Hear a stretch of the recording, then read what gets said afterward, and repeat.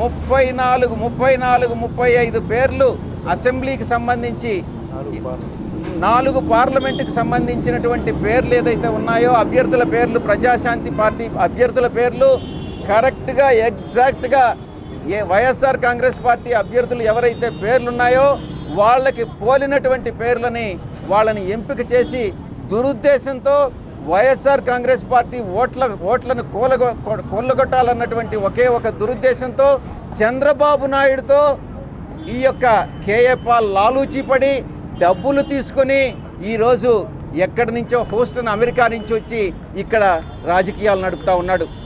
డబ్బులు కాసిపడి డబ్బులకు అమ్ముడుపోయినటువంటి వ్యక్తి కేఏ పాల్. ఆ వ్యక్తికి సంబంధించినటువంటి ఆ యొక్క అల్టీరియర్ మోటివ్తో తను ఈ రకంగా చేశాడో దాన్ని ఎలక్షన్ కమిషన్ దృష్టికి తీసుకొచ్చాం. సింబల్ మార్చాల్సినటువంటి అవసరాన్ని మేము ఎలక్షన్ కమిషన్ దృష్టికి తీసుకొచ్చాం. కండువా కలర్స్ ఫ్లాగ్ కలర్స్ మార్చాల్సినటువంటి అవసరాన్ని కూడా ఎలక్షన్ కమిషన్ దృష్టికి తీసుకొచ్చాం. ఈ అంశాలన్నింటినీ కూడా ఎలక్షన్ కమిషన్ పాజిటివ్గా పరిశీలించాల్సిందిగా మేము విజ్ఞప్తి చేసుకున్నాం అన్నటువంటి విషయాన్ని మీకు తెలియజేసుకుంటా ఉన్నాం.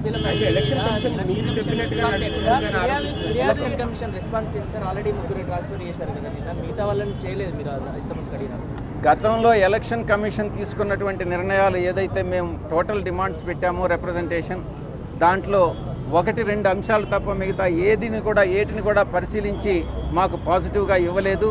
మా పార్టీ దాని పట్ల అసంతృప్తి చెందినటువంటి మాట వాస్తవమే. మాకు న్యాయం జరగలేదని మేము భావిస్తూ ఉన్నాం. కాబట్టే మరొక్కసారి న్యాయం చేయాల్సిందిగా మేము ఎలక్షన్ కమిషన్ని విజ్ఞప్తి చేసుకుంటా ఉన్నాం. మాత్రం మీరు చెప్పినట్టుగా ఈసీ నడుచుకుంటుంది, మీరు వచ్చి కంప్లైంట్ ఇచ్చారు, వెంటనే వాళ్ళని బదిలీ చేసింది అన్నట్టుగా టీడీపీ నేతలు చెప్తున్నారు.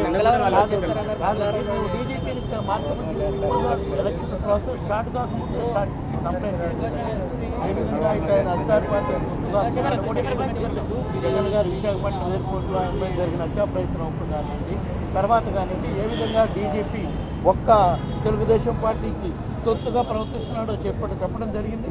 అప్పుడు ఎలక్షన్ కమిషన్ గారు ఎన్నికల షెడ్యూల్ వచ్చినాక యాక్షన్ తీసుకుంటాం డీజీపీ మీద అని చెప్పారు. మరి యాక్షన్ ఎందుకు తీసుకోలేదని ఈరోజు మళ్ళీ అధికారులు చేస్తలేరు, వారిపైన చర్యలు తీసుకోవాలని కూడా అధికారులు డిమాండ్ చేస్తున్నారు. ఏమంటారు సార్ దానిపైన? మా మీద అధికారుల పైన ఉదాహరణకి డీజీపీ ఆర్పి ఠాకూర్ 35 కోట్లు అమరావతి నుంచి ప్రకాశం జిల్లాకి ట్రాన్స్ఫర్ చేశానని చెప్తా ఉన్నాను నేను. దానికి సంబంధించి గతంలో కూడా శ్రీకాకుళం ఎస్పీ మీద చేసినటువంటి ఆరోపణలకి నిన్న మా మీద కేసు పెట్టడం జరిగింది. మేము ఒక్కటే చెప్తా ఉన్నాం, ఈరోజు అధికారంలో ఉన్నది తెలుగుదేశం పార్టీ. తెలుగుదేశం పార్టీలో రాష్ట్రంలో అత్యున్నత పోలీస్ ఆఫీసర్ ఆర్పి ఠాకూర్. ఆయన వెహికల్ చెక్ చేసేటటువంటి ధైర్యం ఎవరికైనా ఉంటుందా? అది చేస్తే ఎలక్షన్ కమిషనే చేయాలి. దీనికి ఆధారాలనే ఉండవు. ఏ రకంగా అయితే శ్రీకాకుళం ఎస్పీ నా మీద కేసు పెట్టాడో అదే రకంగా ఆర్పి ఠాకూర్ కూడా ఇది నిజం కాదనని కానీ భావిస్తే మా మీద కేసు పెట్టవచ్చు, చర్యలు తీసుకోవచ్చు.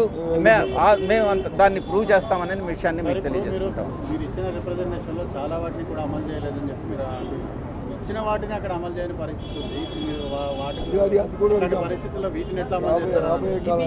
ఇది ముఖ్యంగా ఈ హెలికాప్టర్ సింబల్కి సంబంధించిన విషయం ఎందుకు ఇంత మళ్ళా ఎలక్షన్ కమిషన్కి ఇవ్వాల్సి వచ్చిందంటే చంద్రబాబు నాయుడు గారు ఎలక్షన్లో గెలవటం కోసం ఎంత నీచ సంస్కృతికి పాల్పడతారనే దానికి ఈ 39 మంది పేర్లు లిస్ట్ ఇచ్చాం మేము.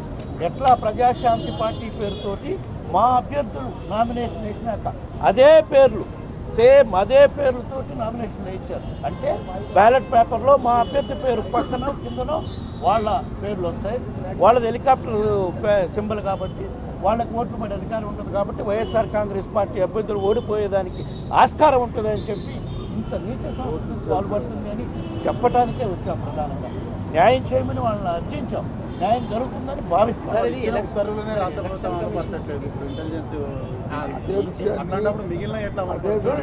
39 మంది సేమ్ నేమ్స్. సార్ ఇప్పుడు election commission of India guidelines ప్రకారము ఇంటెలిజెన్స్ వింగ్ డీజీలో దీనిలోకి ఎలక్షన్ పరిధిలోకి రారు, వాళ్ళకి అధికారం లేదని తెలుగుదేశం పార్టీ ఆరోపిస్తుంది. దానిపైన ఒక స్పష్టత ఉంది. మీరు గతంలో తీసుకున్నట్టయితే ప్రెసిడెన్స్ అన్ని తీసుకున్నట్టయితే పోలీస్ డిపార్ట్మెంటు ఇంటెలిజెన్స్ వింగ్ లేకుండా పని చేసేటటువంటి అవకాశమే లేదు. ఇంటెలిజెన్స్ అనేటటువంటిది పోలీస్ వ్యవస్థలో ఒక భాగం. ఎలక్షన్ డ్యూటీలు ఫేర్ ఎలక్షన్స్ జరపాలనంటే ఇంటెలిజెన్స్ ఇన్పుట్స్ కావాలి. ఇంటెలిజెన్స్ ఇన్పుట్స్ వస్తేనే ఎక్కడ అందరికి అల్లర్లు జరగకుండా fair elections, law and order maintain చేయగలిగినటువంటి పరిస్థితి ఉంటుంది. కాబట్టి ఇంటెలిజెన్స్ డిపార్ట్మెంట్ వింగ్ అన్నటువంటిది పోలీసులో అంతర్భాగం. అది కూడా ఎలక్షన్ కమిషన్ల పరిధిలో వస్తుంది అన్నటువంటి విషయాన్ని మేము బలంగా నమ్ముతున్నాం. దాన్ని ఈరోజు ఆ కాన్స్టిట్యూషనల్ క్రైసిస్ తీసుకొచ్చారు. ఒక fraud on constitution Chandrababu Naidu చేశాడు. తనకు సావరిన్ ఇండియా మీద తనకు నమ్మకం లేదన్నటువంటిది చంద్రబాబు మరొకసారి ప్రూవ్ చేసుకున్నాడు. తన రాజ్యం కోసం, తన అధికారం కోసం ఎంత నీచానికైనా చంద్రబాబు నాయుడు పాల్పడతాడన్నటువంటి విషయం చాలా స్పష్టంగా తెలుస్తూ ఉంది. కోర్టులు జడ్జిమెంట్ ఇస్తాయి.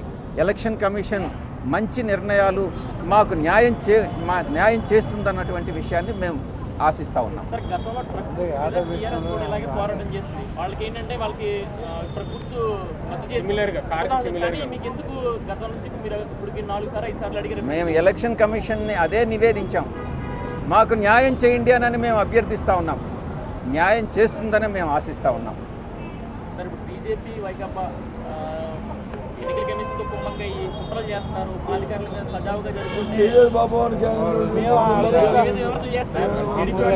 ఈ రోజు కాదు చంద్రబాబు నాయుడు కొత్తగా చేసేది, గత 4 సంవత్సరాల నుంచి అదే చెప్తున్నాడు. ఒక్క విషయం స్పష్టంగా అర్థం చేసుకోవాలి. ఎవరితో అలయన్స్ ఇండైరెక్ట్గా పెట్టుకున్నారు. వైఎస్ఆర్ కాంగ్రెస్ పార్టీ గతంలో కానీ ఇప్పుడు కానీ ఏ రోజు ఎవరితో పొత్తు పెట్టుకోలేదు. ఎప్పుడు కూడా ఒంటరిగానే పోరాడుతూ ఉంది ప్రజల కోసం. కానీ చంద్రబాబు నాయుడు ఈ దేశంలో ఉన్నటువంటి ప్రతి రాజకీయ పార్టీతో అనైతిక పొత్తులు పెట్టుకున్నటువంటి దుర్మార్గపు ముఖ్యమంత్రి చంద్రబాబు నాయుడు. ఈరోజు చంద్రబాబు నాయుడు ఆ సైకిల్ నేను గతంలో కూడా మీకు వివరించాను. నేను ఎలా చంద్రబాబు నాయుడు టైఅప్ పెట్టుకుంటున్నాడు అన్నటువంటి విషయాన్ని. కాబట్టి దాన్ని తిరిగి మళ్ళీ ఇంకొకసారి చెప్పాల్సినటువంటి అవసరం లేదు. ఈరోజు ఒక అనైతికమైనటువంటి ఒక అండర్స్టాండింగ్లో జనసేనకి కాంగ్రెస్ పార్టీతో ప్రజాశాంతి పార్టీతో అనైతికమైనటువంటి పొత్తు పెట్టుకున్నటువంటి దుర్మార్గపు వ్యక్తి ఈ చంద్రబాబు నాయుడు అన్నటువంటి విషయాన్ని మరొక్కసారి మీ అందరికీ కూడా తెలియజేసుకుంటూ సెలవు తీసుకుంటా ఉన్నాం. థ్యాంక్ యూ, ధన్యవాదాలు.